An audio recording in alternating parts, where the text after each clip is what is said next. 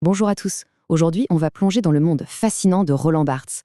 On va voir ensemble comment il nous apprend à déceler les significations cachées qui se trouvent absolument partout dans notre quotidien.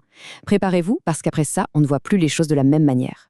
On commence par une question simple en apparence. Une publicité, est-ce que ça sert juste à vendre un produit? Ou est-ce que peut-être, chaque image, chaque mot, nous raconte une histoire bien plus grande sur notre culture, sur nos désirs, sur ce qu'on valorise? Et ça nous amène au cœur de la pensée de Barthes. Pour lui, le sens, ce n'est jamais quelque chose d'évident, de naturel. Non, le sens est toujours construit, fabriqué. Et notre rôle, si on l'écoute, c'est d'apprendre à le questionner, à démonter ce qui nous semble normal pour voir ce qui se cache derrière. Alors, on va entrer dans le vif du sujet. Le moteur de tout le travail de Barthes, c'est ce qu'il a joliment appelé une passion du sens. C'est une véritable quête pour comprendre comment notre société, elle donne un sens au monde qui nous entoure. Et pour ça, son outil principal, c'est la sémiologie, c'est l'étude des signes. Il faut imaginer ça comme une sorte de clé de décodage universelle pour la culture. Ça permet d'analyser non seulement les mots, mais aussi les images, les objets, les rituels, bref, tout ce qui produit du sens. Voyons maintenant comment il a mis ça en pratique. L'aventure intellectuelle de Barthes, elle a vraiment décollé avec l'analyse de ce qu'il appelait les mythes de la vie moderne. Ce sont toutes ces histoires que notre culture se raconte à elle-même, la plupart du temps sans même s'en apercevoir. Son parcours intellectuel, on peut le découper en 3 grandes phases, 3 grands moments. Il y a d'abord l'espoir, dans les années 50, puis la science, dans les années 60, et pour finir, le texte, dans les années 70. On va explorer chacune de ces étapes. La première phase, c'est celle de l'émerveillement.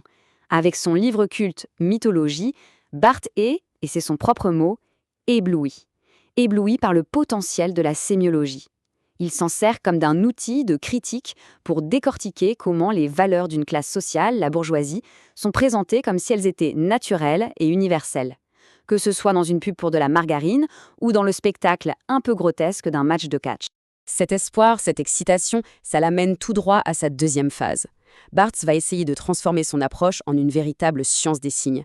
Il veut un système, quelque chose de rigoureux, pour analyser comment la signification fonctionne. Pour bâtir cette science, il va distinguer 2 niveaux de messages. Le premier niveau, c'est la dénotation. Ça, c'est simple. C'est le sens littéral, le sens direct, celui qu'on trouve dans le dictionnaire, le message le plus évident en somme. Et puis, il y a le deuxième niveau, la connotation. Et c'est là que ça devient vraiment, vraiment intéressant. La connotation, c'est tout cet ensemble de significations culturelles, idéologiques, émotionnelles, qui viennent se greffer sur le sens littéral. C'est le message second, le message caché. Prenons les exemples que Barthes lui-même analyse, c'est très parlant. Une pub pour la margarine Astra qui dit que la cuisine sera dorée. Bon, la dénotation, c'est la couleur, mais la connotation, c'est que le produit, c'est l'excellence, la pureté, la valeur, comme l'or. Pareil pour la glace Gervais qui fond de plaisir. La dénotation, c'est une sensation physique, mais la connotation, c'est une expérience de bonheur absolu, presque une dissolution de soi dans le plaisir. Et voilà l'idée absolument géniale.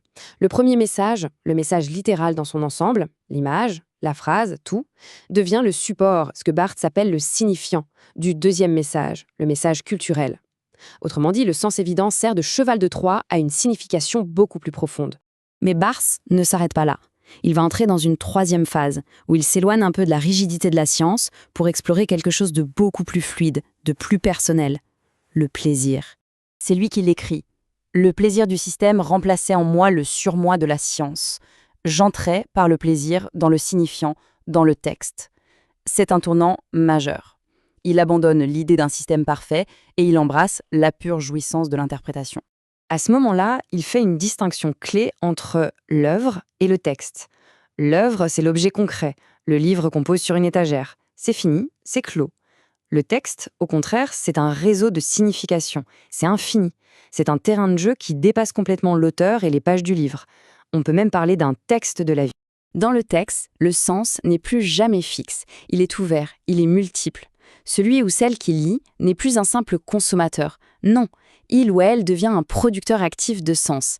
C'est une expérience que Barthes décrit comme le frisson du sens, une sorte de vibration intellectuelle et sensorielle. Alors, la grande question, c'est comment tout ça s'emboîte? L'espoir, la science, le texte. Ce ne sont pas des étapes qu'il a abandonnées les unes après les autres, bien au contraire. Elles se superposent, elles s'enrichissent mutuellement. Et pour expliquer cette superposition, Barthes a une analogie. Alors là, elle est aussi géniale qu'inattendue. Elle nous vient d'une vieille anecdote culinaire sur un roi de France. On raconte que le roi Louis XVIII, qui était un grand gourmand, demandait à son cuisinier d'empiler plusieurs côtelettes pour les faire cuire. Le jus des côtelettes du dessus s'écoulait lentement pour venir imprégner celle du dessous. Et à la fin, le roi ne mangeait que la toute dernière côtelette, celle du fond, qui avait absorbé le sucre de toutes les autres. Eh bien, l'œuvre de Barthes, c'est 7 dernières côtelettes. Ses idées plus tardives sur le texte sont complètement saturées, nourries par le jus de ses phases précédentes. L'espoir de la critique des mythes et la rigueur de la science sémiologique. On ne peut pas comprendre une phase sans les autres. C'est un tout, un plat riche, complexe et savoureux. Et tout ça, ça nous ramène à notre point de départ. En appliquant cette manière de voir les choses, on peut se demander quelle partie évidente de notre monde, de notre quotidien, est en train de raconter une histoire secrète. Un vêtement qu'on porte, un plat qu'on cuisine, une expression qu'on utilise, absolument tout ce qui nous entoure est un texte qui ne demande qu'à être lu.